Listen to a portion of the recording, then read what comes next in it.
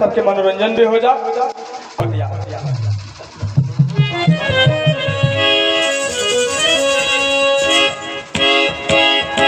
जियो शेर बा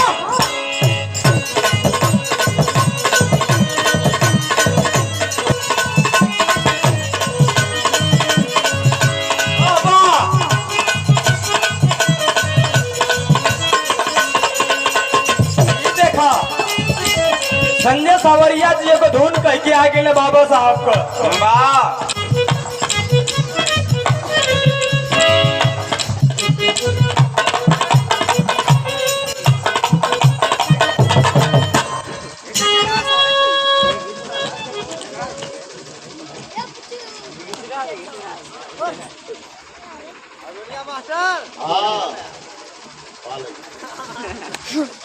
ये देखिए हमारे बुआ उर्फ फुआ भोजपुरी भाषा फुआ की तरफ से 20 रुपए का आशीर्वाद, जो कि कमेटी के बड़े ही होनहार सिपाही आकाश कुमार की मम्मी है।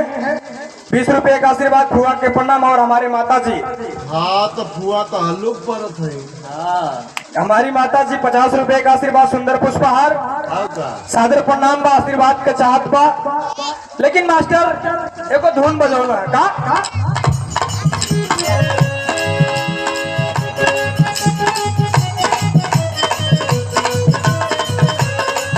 यह धुन बजौना है बाबा साहब को। अप्रैल भर बड़ा जोर चले बाबा साहब के गीत। चारों ओर गुजत बटे जय भीम के नारा, चारों ओर गुजत बटे जय भीम के नारा, गुजत सगरो